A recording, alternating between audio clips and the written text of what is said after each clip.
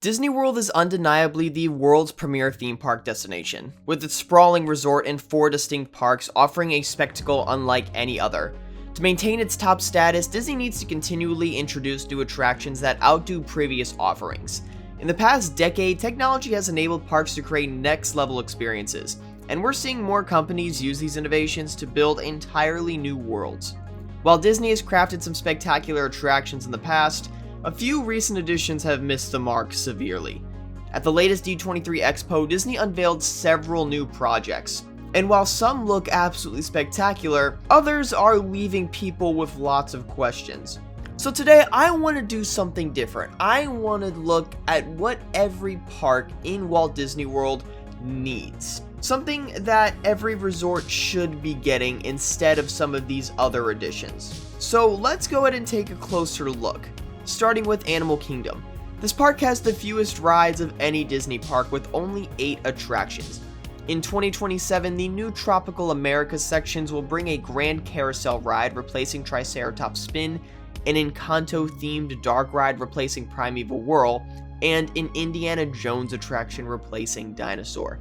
While many are sad to see Dinosaur go, and don't get me wrong, I am too, the Indiana Jones ride from Disneyland is arguably the greatest dark ride ever created, so its addition to Animal Kingdom could be game-changing, especially since it'll be a different ride with all the new technology we have today and it'll follow a different storyline.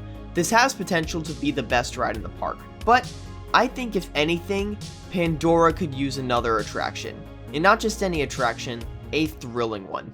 Pandora is already my favorite themed area in the world, with Flight of Passage being a groundbreaking experience and Navi River Journey featuring arguably the most impressive animatronic to date. However, what Pandora is missing is a thrill ride. Let's take a look at Phantasialand's flying coaster Fly. This impressed me with its immersive theming and unique layout and long train which allowed for such high capacity. A similar coaster would be perfect in Pandora, because they have these dragon-typed creatures called Banshees. Imagine boarding a Banshee to soar over the landscape of Pandora. Sure, Flight of Passage simulates you flying on a Banshee, but imagine doing it in real life and seeing it soar over you. You could easily paint the track to match the areas surrounding it. You could even build a small show building somewhere in the back of the park to put some sections indoor. But watching this attraction soar over the landscape of Pandora would fit the area beautifully, and it would add another high capacity and unique thrill ride to Animal Kingdom's lineup. Now let's head over to Hollywood Studios. This park has had a wave of new attractions with 5 additions between 2018 and 2020, and some of those additions being groundbreaking rides. Now a new Monsters Inc. area is on the way, featuring a family-friendly Vekoma coaster themed around the Monsters Inc. door factory. This is an exciting ride, but Hollywood Studios would really benefit from more low-key attractions to help with the capacity and wait times.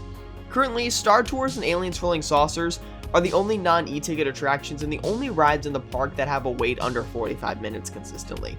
But the park could use a few more.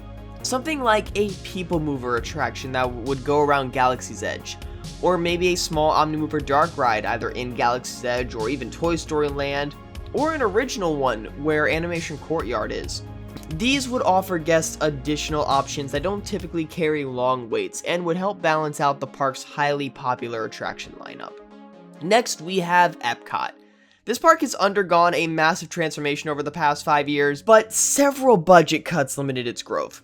Currently, the only new addition planned for the next 5 years, it looks like, is the Test Track renovation. Test Track 1.0 was perfect, and Test Track 2.0 had its pros, but it was nowhere near as good. It did not live up to the original. Hopefully, Test Track 3.0 will combine the pros of both attractions and make something truly special. Beyond that though, I think Epcot would benefit immensely from adding rides to each World Showcase pavilion. Adding Remy's Ratatouille Adventure to France was a genius move, and attractions like Grand Fiesta Tour in Mexico, Frozen Ever After in Norway, even the American Adventure Show at America does wonders for just the World Showcase area alone.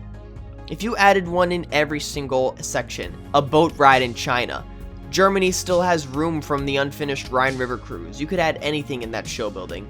Japan could finally bring the Mount Fuji coaster to life, or some sort of other attraction because the space is there. Morocco has a small space from the now defunct restaurant, so they could easily expand back and also build a small dark ride or boat ride. The UK was supposed to get a Mary Poppins attraction. They could easily bring that back, or some sort of original attraction using that space where Mary Poppins was supposed to go, and Canada could also do the same thing. Sure, areas like Canada and China have reflections of China and Canada far and wide with the Circle Vision shows, however those do not do the impact of something like American Adventure. And notice how France had impressions to France, but still built Remy's Ratatouille Adventure anyway. Committing to regular expansions in World Showcase I think would honor Epcot's original version and elevate the guest experience. Now don't get me wrong, I think some areas at the front of the park need touch-ups too, like a renovation of Journey into Imagination with Figment, and just flat out restarting ground up with Mission Space.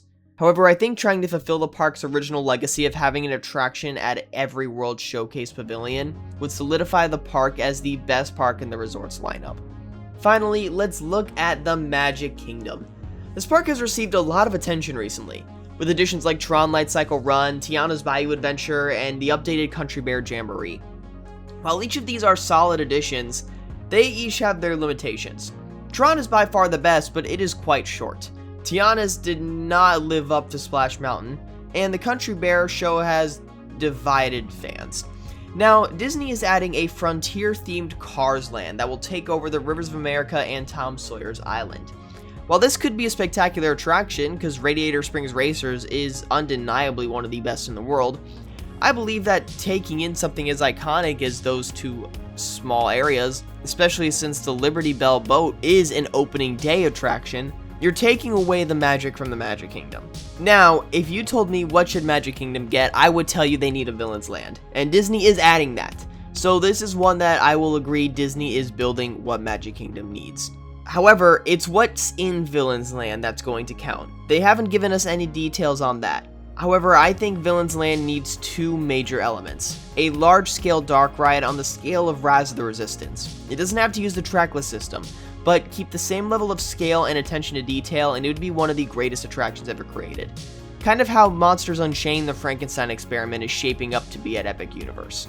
But what this land could use is a really intense thrill coaster. Doesn't have to be record-breaking, just a thrilling, well-themed coaster. Similar to Universal's Velocicoaster at Islands of Adventure. This would be a massive hit.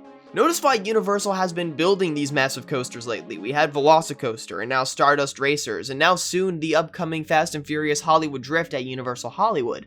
It's cause this kind of attraction has such a high capacity, and they're true fan favorites. People flock from around the world to say they've experienced Velocicoaster. People would probably do the same with Stardust Racers. Adding this type of attraction to a park like the Magic Kingdom would give it such a legendary lineup of attractions. Each of these additions would elevate the guest experience at Disney World and ensure the parks continue to lead the industry. From a Banshee coaster in Pandora to a villains-themed land at Magic Kingdom, these ideas have the potential to keep Disney World at the top for years to come. But I want to know what you think. Tell me in the comments down below what Disney should add in each park. I would love to hear everyone's ideas. Additionally, if you're interested in high-quality POVs or off-ride footage, we have it all here at Theme Park Hunting. So go ahead and check out my second channel, TPH Productions, in the link down below. With that, this is Hunter from Theme Park Hunting, and I will see you all later.